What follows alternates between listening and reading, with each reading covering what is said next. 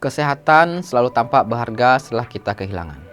Halo, sahabat Essential Rosevara. Berjumpa kembali di channel Essential Oil Rosevara. Aktivitas yang padat dan tinggi membuat kita mulai menyepelekan kesehatan, mulai dari makanan hingga gaya hidup. Ketika kita tidak peduli dengan kesehatan, maka akan timbullah berbagai macam keluhan kesehatan. Pada episode ini, saya mau berbagi masalah kesehatan yang sering kita sepelekan, yaitu beberapa penyebab gangguan otot.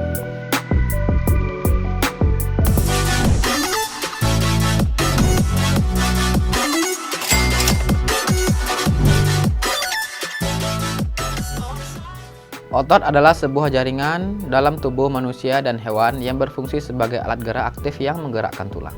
Otot diklasifikasikan menjadi 3 jenis, yaitu otot lurik, otot polos, dan otot jantung. Yang pertama adalah otot lurik.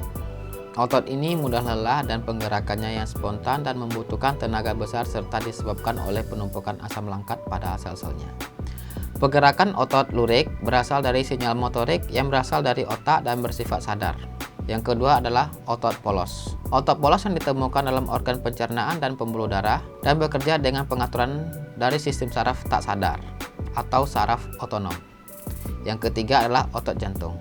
Otot ini bekerja khususnya untuk memompa darah pada jantung. Otot ini adalah jaringan otot yang sanggup berkontraksi secara terus-menerus tanpa henti. Pergerakannya tidak dipengaruhi sinyal saraf pusat. Otot jantung dapat dipengaruhi oleh interaksi saraf simpatik yang memperlambat atau mempercepat laju denyut jantung, tetapi tidak dapat mengontrolnya secara sadar. Beberapa penyebab gangguan pada otot yang perlu Anda ketahui. Gangguan pada otot sekecil apapun tentu dapat berdampak dan mempengaruhi kehidupan sehari-hari kita. Maka dari itu, kenali beberapa penyebab gangguan pada otot. Yang pertama adalah keselio. Keselio merupakan salah satu penyebab gangguan pada otot yang paling sering terjadi, terlebih saat berolahraga dan beraktivitas berat. Kondisi ini bisa terjadi ketika otot mengalami tarikan atau puntiran, baik secara tiba-tiba maupun perlahan. Keselio sering terjadi di pergerakan tangan dan kaki, namun terkadang juga bisa terjadi di punggung dan menyebabkan kaki punggung kanan maupun kiri. Kondisi ini biasa disertai dengan gejala nyeri, bengkak, dan kesulitan bergerak. Yang kedua adalah atrofi otot. Atrofi otot merupakan kondisi terjadinya penurunan massa otot.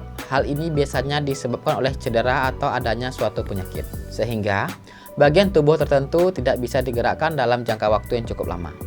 Dalam banyak kasus, atrofi otot biasanya pulih setelah melakukan gabungan penarikan mulai dari diet, latihan, dan terapi fisik yang dilakukan secara intensif. Yang ketiga, distrofi otot. Distrofi otot merupakan salah satu bentuk kelainan otot yang ditandai melemahnya otot secara bertahap. Kondisi ini umumnya diturunkan dari orang tua ke anak.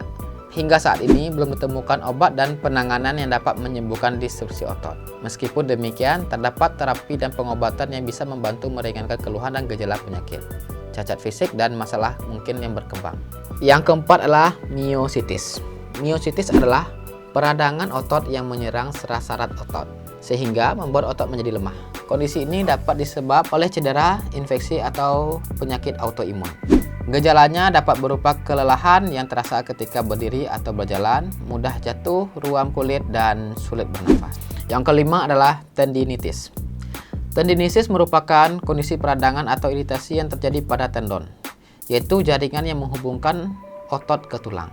Gangguan pada tendon dapat mempengaruhi fungsi otot. Tendinitis sering terjadi di bahu, siku, lutut, serta pergerakan tangan dan kaki. Faktor yang meningkatkan risiko terjadinya tendinitis adalah usia, olahraga, dan aktivitas yang melibatkan pergerakan berulang-ulang. Itulah beberapa gangguan pada otot manusia. Sebenarnya masih banyak lagi yang lainnya, tapi kita hanya bahas 5 saja. Cara menjaga kesehatan otot dengan gangguan otot. Yang pertama adalah pertahankan berat badan yang ideal. Yang kedua adalah mencukupi kebutuhan air minimal 2,5 liter sehari. Yang ketiga, melatih otot dengan cara berolahraga secara teratur. Dan yang keempat adalah makan makanan sehat, bergizi, dan seimbang, terutama buah dan sayur. Dan yang terakhir adalah istirahat yang cukup. Pada zaman sekarang, gangguan kesehatan bisa dialami oleh siapa saja. Semuanya tidak berpatokan sama usia, mulai dari yang muda hingga yang usia lanjut. Termasuk salah satunya gangguan otot.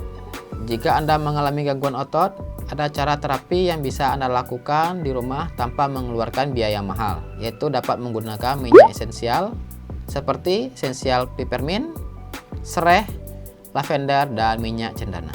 Pasti Anda di rumah penasaran dan bertanya, kenapa begitu banyak minyak untuk terapi gangguan otot? Yang pertama tadi adalah minyak peppermint. Minyak peppermint murni mengandung 44% kandungan mentol yang bisa meredakan sakit otot. Minyak peppermint ini bisa dicampur dengan air untuk mandi.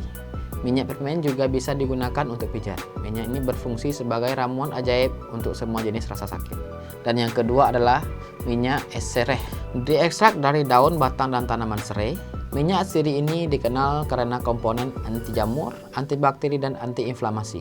Minyak serai juga dapat membantu melepaskan rasa sakit karena mengurangi peradangan. Dan yang ketiga adalah minyak esensial lavender. Minyak serbaguna ini sangat populer. Sifat antiinflamasi idealnya mengurangi nyeri punggung bawah dan otot kram. Hal ini dikenal dengan mengurangi rasa sakit. Minyak lavender ini juga membantu menenangkan saraf, mengurangi stres, dan mengurangi insomnia. Dan yang keempat adalah minyak esensial cendana. Minyak ini paling sering digunakan dalam pengobatan Ayurveda. Pemijatan menggunakan minyak cendana ini bisa mengurangi ketidaknyamanan terkait peradangan karena komponen anti peradangannya. Minyak ini telah menunjukkan hasil yang luar biasa dalam mengobati linu punggul khususnya. Nah, itulah penjelasan gangguan otot serta minyak esensial apa saja yang bisa untuk gangguan otot. Bagi Anda yang ingin mencobanya, silakan coba di rumah. Jika ada hal yang ditanyakan, silakan tulis di kolom komentar channel ini.